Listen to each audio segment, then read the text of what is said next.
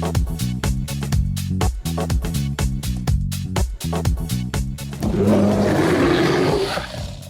this is Jennifer Tribe of Avik Networks.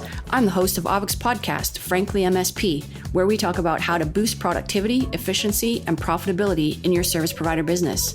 But today, Avik is excited to be part of Tub Talk, and we have a special offer for you later in the show. Stay tuned. You're listening to Tub Talk, the podcast for IT business owners, with our featured conversation with Richard Tubb and Mostyn Thomas of Astrix IT Support. My name is Jeff Nicholson, and this podcast is all about helping you grow your IT business. In this episode, Richard talks with Mostyn Thomas, founder of Astrix Pure Plan MSP. Mostyn started out providing managed service contracts to schools and local authorities. You'll hear about the challenges he faces working in an area with no large businesses and how to provide low-cost support that also protects the customer.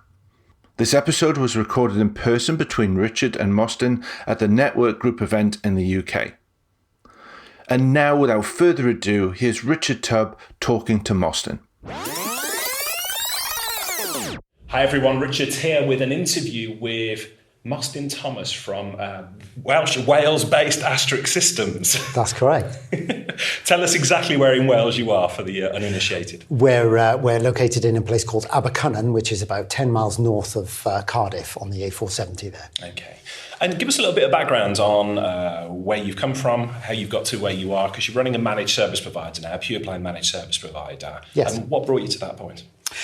We started off with an education market, which in itself was a managed service, but we would sell contracts to schools and local authority, providing a managed service to them.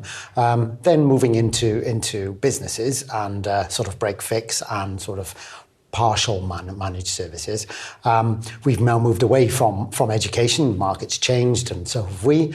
But we're moving into businesses now in a full managed service play, really, in the fact that we either charge a monthly or per user fee, and then give them various levels of service depending on what they require. Okay. And talk me through the timeline there. So you said break fix, you moved away. How long has the business been running? 15 years, actually. 15 years? Yeah, 15 years. And what did the evolution look like? When did you move from break fix to managed services? I'm going to say, we're unusual in the fact I think we started in MSP 15 years ago and probably drifted into somewhat break fix, not a huge amount, but a good proportion to get into that business market probably 5 years later, so 10 years ago.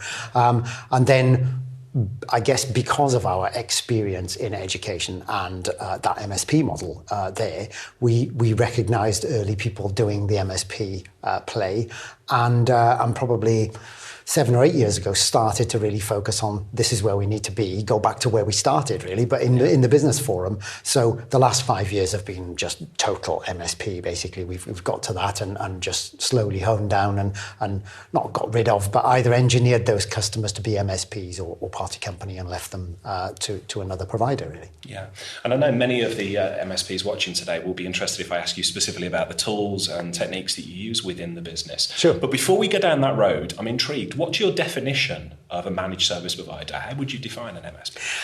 I know there's a wide-ranging definition to that, isn't there? And I think a lot of people have got different things. But for us, it means that we charge a monthly fee and the customer and my technicians understand what they're paying for, and we deliver that, rather than having to hit them with big bills or do you know you're going to have to pay for this or that sort of conversation, which in the break-fix world is where you're at.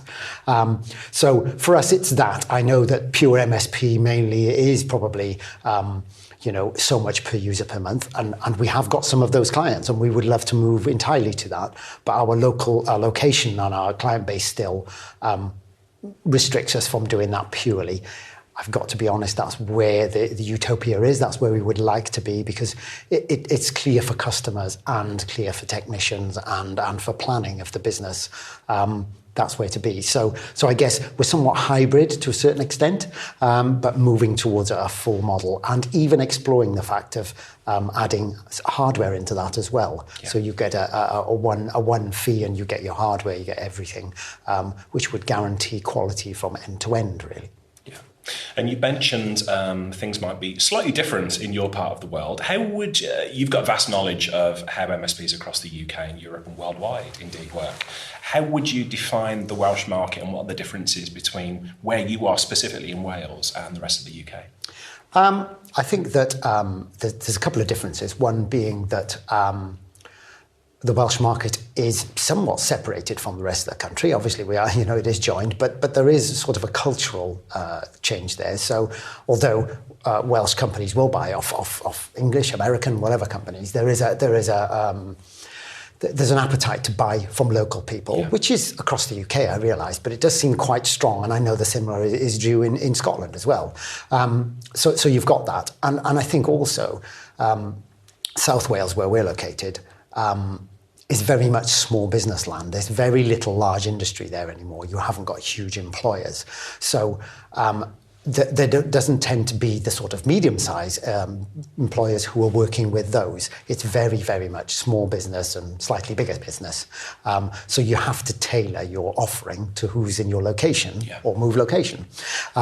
So whilst it's still quite profitable and everyone gets on, really well, and there's really good business to be done, it's a slightly different type. When I talk to some fellow MSPs from, say, the Thames Valley area or maybe Manchester, they've got 4 or 5 clients that pay them a lot of money, and they can deal with them in that way. Whereas we just haven't got that industry in our location. So you have to tailor your offering to that, really. And I think they're the main differences for us. Yeah, and how does that change your mindset? So when you go out and learn from other people within the industry, how do you tailor that for your local market? I guess we have to be careful when we're looking at equipment. Pause. We have to be careful with equipment that sometimes. Boardrooms, for instance, wherever might spend £5,000 or £6,000 on an interactive flat panel or something of that sort of thing, and a real high-end laptop to go with it. They're just not going to do that in our area. So there's no point putting all our eggs. We might, sell the odd one, but we might not do that. And the same is due with the service, clearly. If you're trying to sell something at the top end of that managed service provision and you're going into someone with 10 or 15 people, they're probably not likely to buy that. You need to tailor your services around that. Same is due for things like disaster recovery. There are obviously different levels of disaster recovery and how quickly you can return to operation. And you might have to tailor that. You cannot always sell the Rolls Royce to in that market. You might have to compromise a little bit. They'll still see the value in disaster recovery and business continuity, but you need to have a reality check a little bit, which doesn't mean it's any less profitable. It's just slightly different, really. Yeah.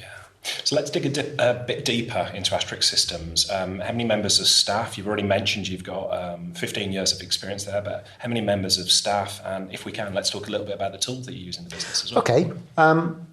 We're a small team. There's 6 of us, and it's very engineering-led. I'm probably the sales resource and management and bottle washer and everything else. But I've got an amazing team of technicians who do a great job and look after the customers as well. They've all been brought up in that environment of customer service as well as technical. I don't need a business development manager. I've got 5 of them. So that works really, really well. And they pedal really hard. I pay them well, I think, for the local area. I try to pay them well. And I expect a lot from them, and they deliver it. And I think speaking to them, that's how... what they enjoy. They enjoy the challenge, and they know that it's not an everyday job. That they are challenged, and we rarely lose any staff, which I'm hoping is quite a good sign. Some of the tools that we obviously use that to be efficient and to leverage our position. We might only have 5 technical staff, but I like to think they punch like they have 10 technical staff. Sure. So we use a lot of monitoring and a lot of outsourced services. So we heavily use the Continuum service, which is a sort of end-to-end service, but the monitoring is excellent. So we get a very good visibility of problems as they happen or before they happen. And of course, we use their outsourced network operations center, which basically means we've got access to 750 like-minded technicians 24/7. All right, it's not a a solution. You can't just operate in that way. You need bodies on the ground and you need people to answer the phone and be Astrix. But I mean, it makes you much bigger. It doesn't even make you feel much bigger. It makes you actually bigger than you are. You can handle large jobs, complicated things you might only do once every 6 months. There are guys there who are doing them all the time. So I would say key to our operation is the continuum service. And then a number of other monitoring and other types of services. We monitor a lot of things like our wireless connections. We put a lot of wireless connections in, and we use the Ubiquity service, and that's easy to monitor. Many hundreds. We host the monitoring in our own servers in our data center, so we can have statistics on what's up, what's down, what's working, what needs updating. So these are all tools we use to magnify the effect of 5 engineers to make them seem like 10 engineers. Yeah. And what about a professional service automation tool? Do you use a PSA tool? Of course, yes, of course. We use Autotask, and we have ever since they came to the UK, I think in 2010. So we were sort of early adopters in the UK style of that, which was a deal through the network group. Very attractive deal, but we find their service very good, very comprehensive. I probably don't use every single thing of it, but probably use 75% of the product. Yeah. And for me, being the sole management bit of the piece, it means I can get access to how efficient we are. How are we hitting our targets, our SLAs? If I can respond quickly to customers and say, we've got this issue and send a global ticket out. I can really see problems arising as the engineers are doing them. It really, again, is a key part of our business. So Autotask and Continuum actually integrates with it really well. They generate their own tickets on that system, so I can see how efficient they're being against us as well. So yeah, another key factor in our business, really. Yeah, and you mentioned Network Group there. I'd like to talk about Network Group and your peer collaboration at Astrix as a whole in a minute. But something you said really intrigued me there. When I asked you if you got a PSA tool, you said, of course, as though it would be crazy enough not to have a PSA tool. For anybody watching or listening in today, MSP or an IT solution provider who doesn't use a PSA tool, why do you say, of course, they should go down that road? Well, yeah, I suppose that's a very good observation. I think I would find it difficult to keep a handle on all the different flows and feeds of information and make sense of them. Yes, I think you could probably handle it through spreadsheets and a basic ticketing system. Yes, of course, that's possible. But I think today's customers, even though they may only be 10 or 15 people, they're demanding quality and information of what you're actually doing, which when they know that information, they're more than happy to pay your fee. But I think you need to demonstrate that. And with more remote work, and sort of proactive fixing, you spend less time actually, saying hello to people and fixing, going under desks and things is one of the things of the past, really. So you're not in their face as much. Yeah. So you need to be proving the points that you're doing. It's not necessarily a sort of a money play. It's more about, look, we are here and we're caring for you and we're looking after your system, and reports sort of demonstrate that. These reports are easy to generate from a PSA tool because it's got all the information coming in. You merely need to select the boxes and sort of alter the parameters as to what you want to display, and it's there. So there are many other aspects to it, but I think the most important is to make sense of all that information, and there is a huge amount of information there, from how much time an engineer is spending on something and how many, someone wants requests for a quote for something, everything we feed into it, so I can see how efficient I've been and how efficient my engineers have been.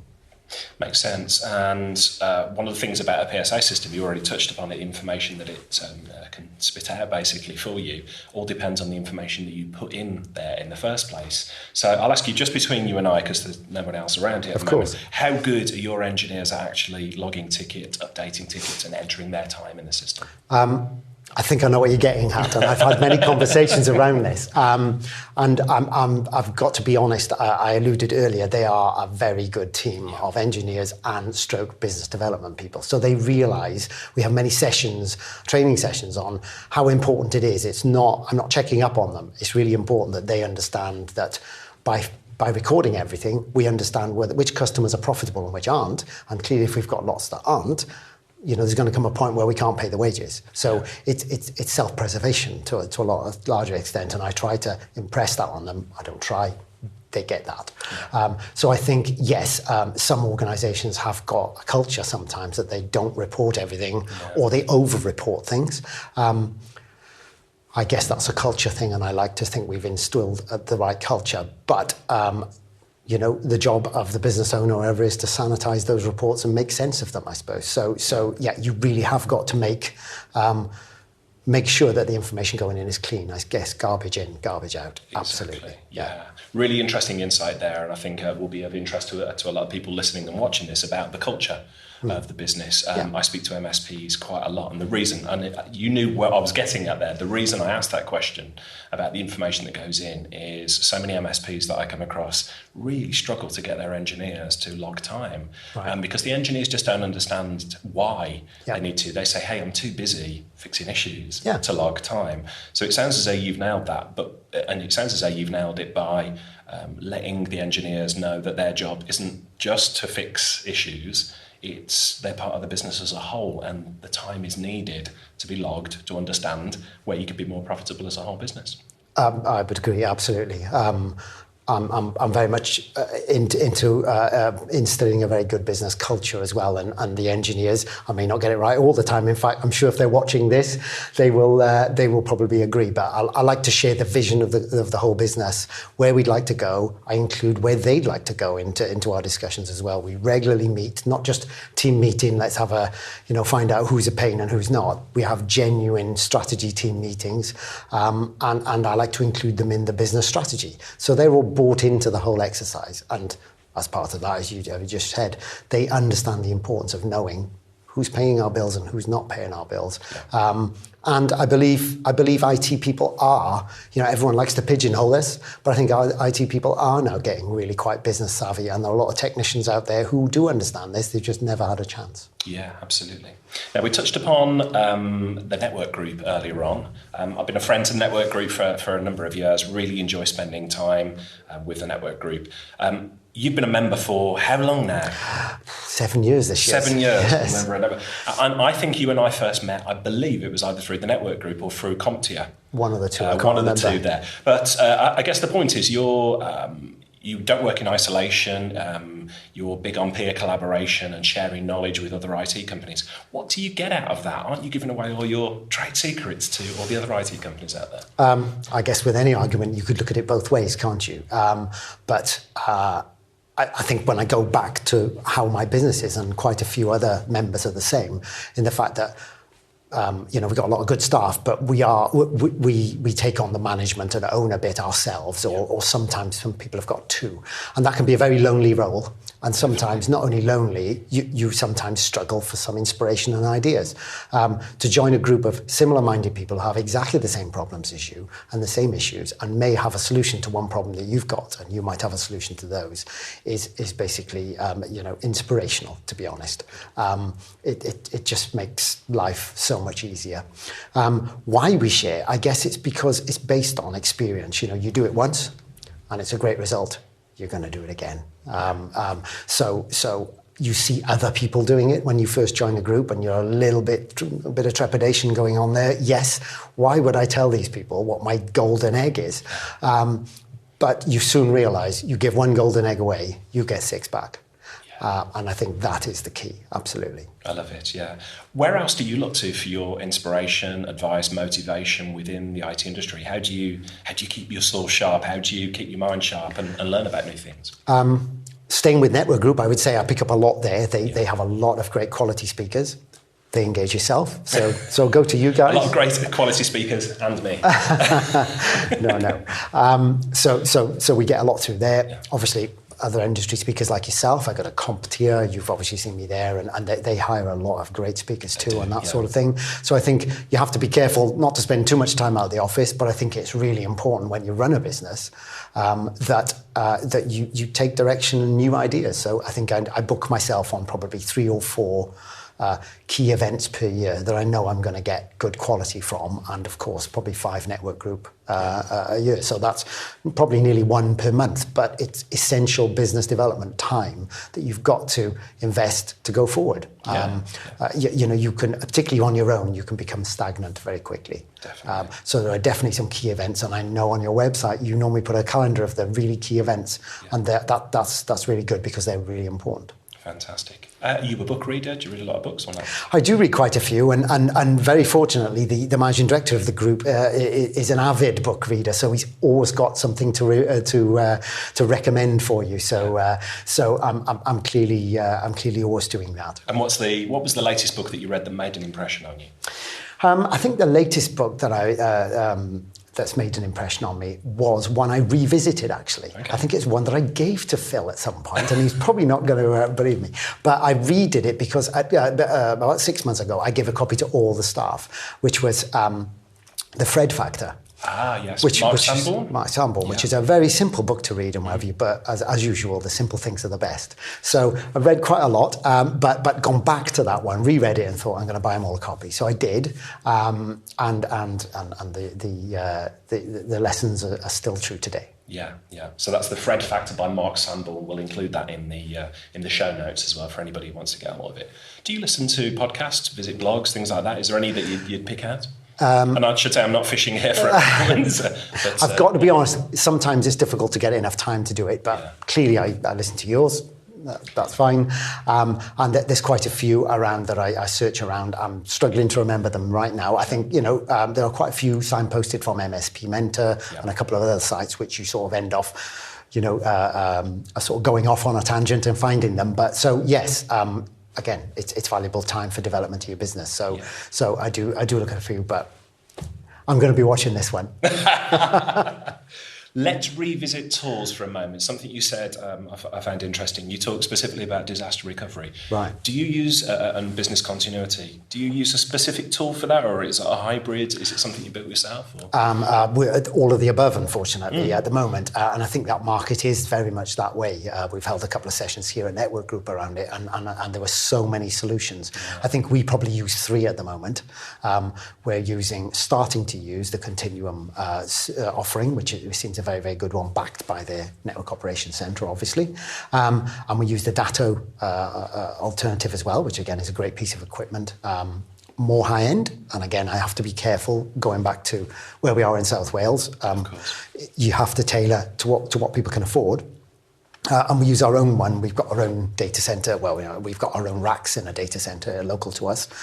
So we built our own array, and we use a piece of software called Assay to back up to that, and it's a good price point for some of our smaller customers. At least they get some DR at a reasonable price, and we're constantly reviewing because things change all the time and people's expectations change all the time. So I think they're the 3 things that we use, but we're constantly trying to improve that. Yeah, big fan of Assay yourself. I think it can be a difficult tool to manage, but we used to use it back in the day with my MSP for very rudimentary, dare I say, sort of backup and disaster recovery.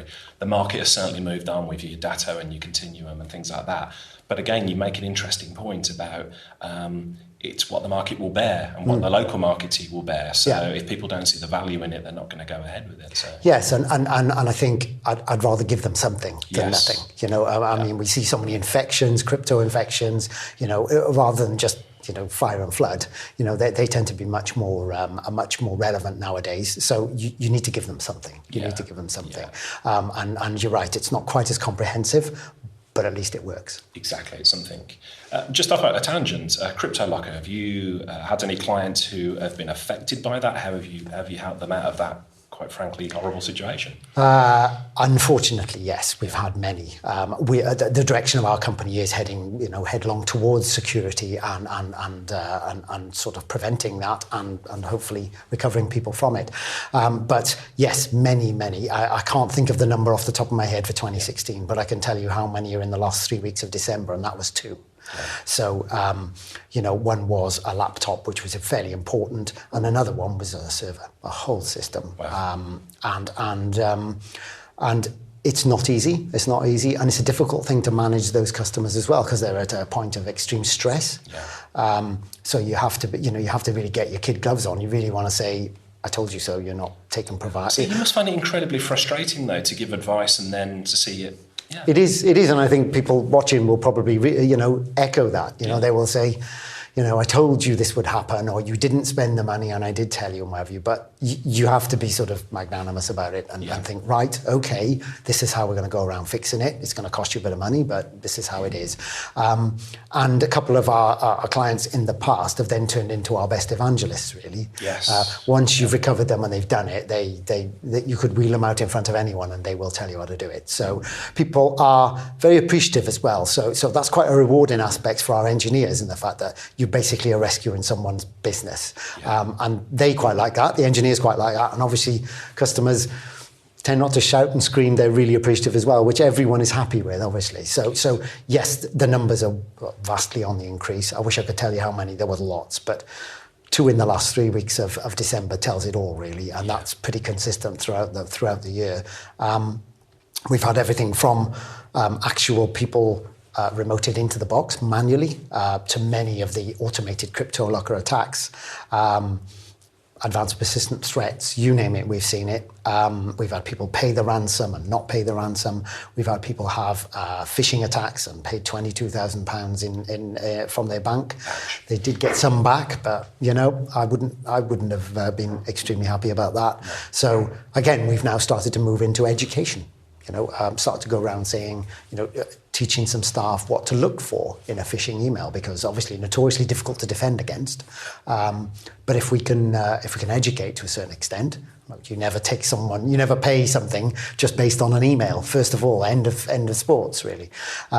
So some basic security training can help a lot, and I find that quite rewarding. It's a new thing to talk about in IT, and it's different, rather than just trying to keep the email server up. Yeah. Going back to something you said earlier, Mostyn, about customers who have been through that pain then become evangelists and almost sell you to other people. What do you do in terms of marketing, apart from referrals, apart from word of mouth, which clearly you get a lot of business through, you're good at what you do, people talk about you to others and recommend you. What do you do to proactively go out and find new business people who don't know about Astrix systems? I think we've tried a lot of, we've tried the flyers, we've tried all these things for various products and not really worked particularly well, and that's probably because we're probably not the best at marketing. But we put most of our eggs in the basket in the way of social media now. So we've got a blog site, we create lots of social media bits. I try to write a bit, and I've got someone who does it for me. So we find that generates a nice amount of action to our website and to our contacts and stuff. So I think that's really good. And the other area that, particularly with security, people like to really talk in depth about it. I think they like to really discuss that with you. And we've put on a series of events, where people can come along. And increasingly now we're going to do some co-events with our accountants practice. Brilliant. Yeah. So because people quite often will come and talk about, that maybe they're moving to a cloud-based accountancy system, but also they might think, yes, security is something I need to think about there, and you've sort of got two, they got two birds with one stone, and they'll make that journey, and quite often they will go to an accountant's practice, not an IT reseller. Interesting. So partnering up, actually, we find works quite well, and we're really trying to ramp that system up a little bit because we've had great success from it. Yeah. So as we wind down our conversation today, I want to throw this question at you. Actually, I want to throw this question back at you. Right. You originally asked me this question, and I thought it's fascinating. If you were to start Astrix again tomorrow, or if you were to start your own MSP business tomorrow, what would you do differently? That's a very good question. Well, I never came up with it. That's why it's a good question. I really think, based on where we are located, I think I would probably almost definitely go cloud and cloud security only. Right. I wouldn't have anyone on the ground. I would be remote only and deal in that area if I was starting today.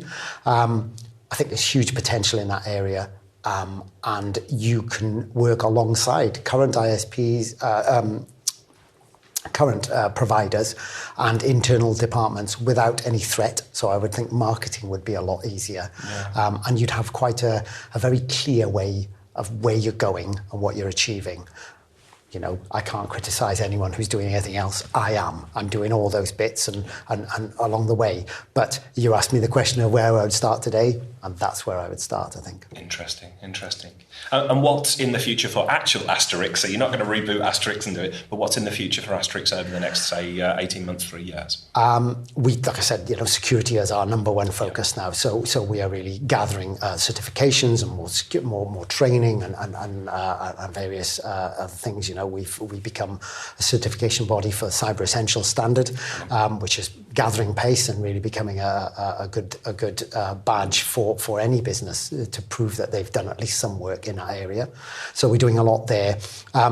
We've moved into internet provision as well. We're part of the London Internet Exchange and RIPE. So it's an area we never thought we would get into. We fell into it somewhat by accident. But with software-defined networking, it sort of goes in hand with security. And I see us going in that area. Because there's a huge amount of growth in that area.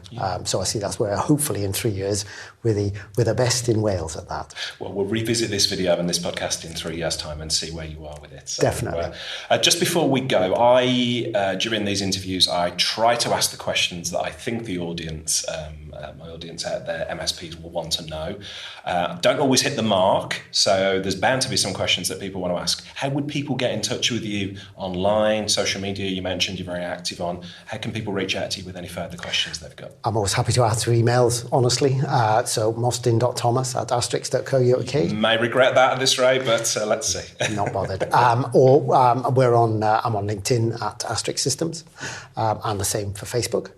So we're on there and on our website www.astrix.co.uk, and we got a blog on there and what have you. So if any people want to make any comments, by all means, I guess probably LinkedIn is the best way. So at Astrix Systems. Fantastic. Well, I really appreciate you spending the time to me. It's so glad to finally sit down with you. I've known you for such a long time, been a fan of the work that you're doing down there in Wales, and all the very best with success for the future. Really appreciate your time today. No, thanks for asking. Thanks a lot. Cheers. Then. Bye. Thanks for listening to Tub Talk, the podcast for IT business owners. You can find the show notes and bonus content for this interview, along with dozens of other interviews with IT business leaders, over at www.tubblog.co.uk. If you enjoyed this podcast, then we'd really appreciate you rating and reviewing the show over at iTunes. Every review helps us reach new listeners and helps raise the bar for success in the IT industry. Thanks for listening, and I'll speak with you next episode. Have a great day.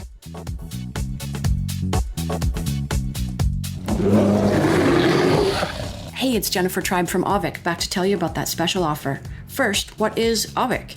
Avic is network management for MSPs. Our cloud-based software gives you full visibility and control of network infrastructure, things like your client switches, routers, firewalls, and access points. Integrate it with an endpoint RMM system, and you have complete control of a client's IT environment. With features like real-time network mapping and inventory, automated network monitoring that works right out of the box, and automated config backup and restore, Avic is the most efficient and profitable way for MSPs to manage network infrastructure. But don't just take my word for it. This is what Martin Hines of BCS has to say about us. He's one of our MSP partners in the UK. The biggest cost to any business is the staff, and for us, the engineering resource. So we want to make sure that for every hour we're spending supporting a client, we're getting the most out of it. Allvic as a tool has saved us so much in terms of engineering resource that we are a more profitable organisation. Want to know more? Sign up for a free demo at avic.com/tubtalk. And when you subscribe, your first month is free. That's right, 1 month free on any Avic subscription if you sign up for a free demo using the link avic.com/tubtalk. That's AUV as in Victor, IK. This offer expires November 30th, 2018, so don't wait. Go to avic.com/tubtalk today and sign up for your demo.